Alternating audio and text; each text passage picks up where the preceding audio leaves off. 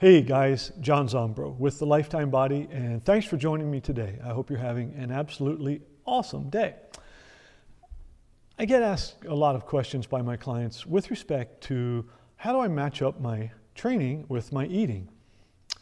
So some brief perspectives are going to be offered today, and hopefully it's food for thought. I couldn't resist.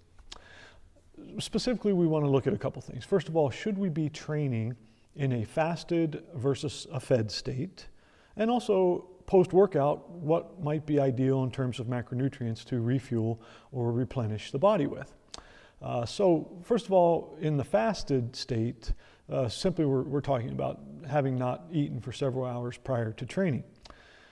I like to recommend fasted cardio for most of my clients because that type of exercise, in other words, low intensity, steady state, or aerobic exercise, can be fueled very easily with body fat, and being in a fasted state gets us into that mode a little more easily.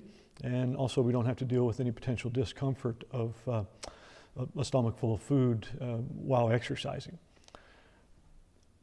Contrary to that, sometimes if a person is doing high intensity or what we call anaerobic or glycolytic because it's sugar burning exercise, they may benefit from having a little bit of carbohydrate and other nutrients pre-training.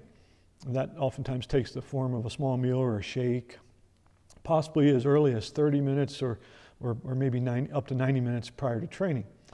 This can help to extend the time to exhaustion and increase energy input a bit. Again, it's controversial. There's some people who are very successful using ketogenic or carnivorous diets, and they can perform high without carbohydrate intake, but many of us will do a small amount better in performance when we're really getting after it if we carb up pre-training. Now, post-training, when we eat probably matters to some extent depending on how fat adapted or metabolically fat adapted we are.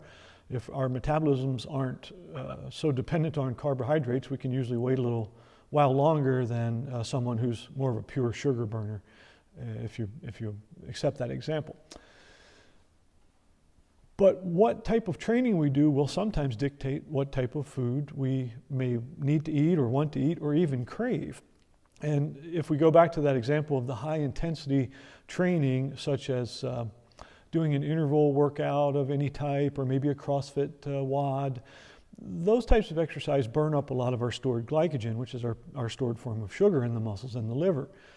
And oftentimes it's a good idea to replenish that after training. And I usually recommend whole foods, and my personal preference would be to use fruits or root vegetables, but there are a lot of options there. And also, if we do strength training or resistance training or weightlifting, particularly if it's heavy and intense, oftentimes we'll create a stimulus in the body for increased muscle protein synthesis. So we need to eat more protein to provide those amino acids, which are the building blocks for that process. And you may find yourself sometimes craving a steak or fish or eggs or something else that you like that's a high protein food after resistance training.